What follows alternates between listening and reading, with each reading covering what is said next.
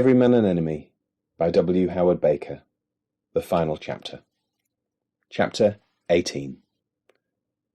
There was a new silver-grey Jaguar outside number 252 Baker Street, parked close to the curb, and right at the top of the old building, high above the offices of Pettigrew and Quince, Lorriners and Potts McKinley, Body and Potts, bespoke gunsmiths, there was a golden life pass for two to the cinema of Sexton Blake's choice. It lay on the desk in Blake's book-lined study. Meantime, at the huge picture window which looked out over the tumbled rooftops of London, Blake stood with a large buff cablegram in his hand. Outside the window, on the stone parapet, pigeons leant forward with their hands in their pockets, peered down through the crisp, clear December air, and discussed the day's targets. "Coo! Take a bird's eye of that one, then. Coo!"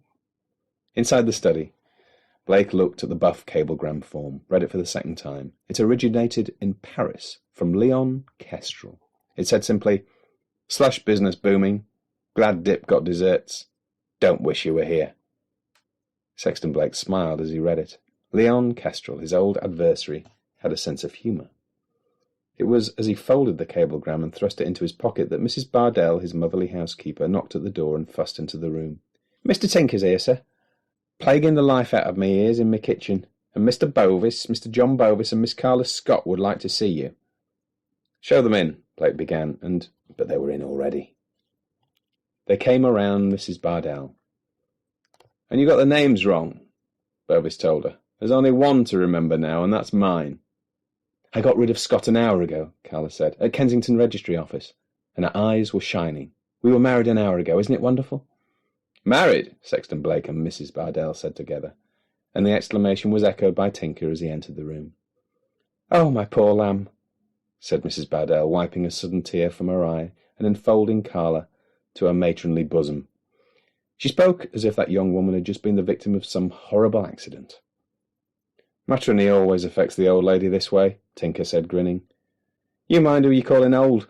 Mrs. Bardell retorted with a prodigious sniff. "I pity the young lady what you get your hooks into, I really do." Blake clapped John Bovis on the shoulder. "Congratulations, both of you. Break out the champagne, Mrs. Bardell."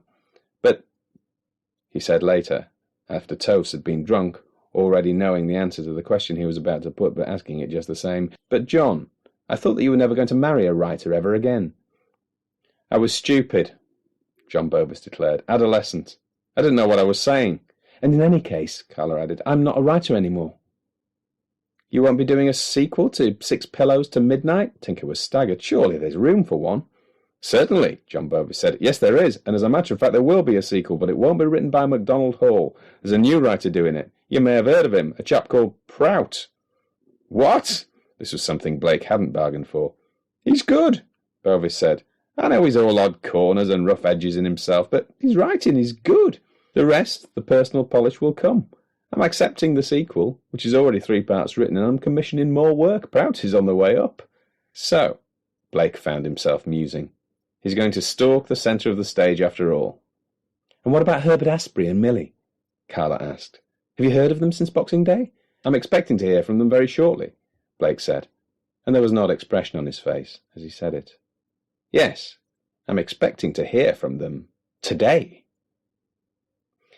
That evening, a short, not too tidy, bespectacled little man walked across the thick carpet in the foyer of the Gordian Cinema in Leicester Square. He approached a commissionaire rather timidly and asked to see the manager. "The manager, sir?" The commissionaire looked the short, plump, bespectacled man up and down from a lofty height. "And your business, sir?" "This," the little man said deferentially, and produced the golden life pass. Instantly, the commissionnaire's attitude changed. The golden pass was recognised at once. The manager was rung up on the house phone. Everyone waited. Then the under-manager arrived to conduct the little man to the manager's office. "There's just one thing, sir," the under-manager ventured. "This pass is for two. Will anyone else be using it, sir? It's important. The names of the two people using it will have to be entered in our records for head office." "Well, I shall be using it fairly regularly myself," the small, fat man said. "My name is Asprey. Herbert Asprey." "Asprey, sir?" "Yes, sir." The under-manager wrote it down. And Millie will be using it soon, Asprey said. Millie? Millie? The under-manager echoed. Under his breath he added, and who and where is this Millie? He was not kept waiting long. A door opened. The door from the powder room, and out into the foyer Millie stalked, a little annoyed at being called well. Ladies weren't called for in such circumstances, were they?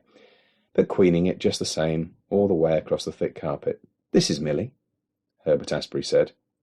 You can take us to see the manager now.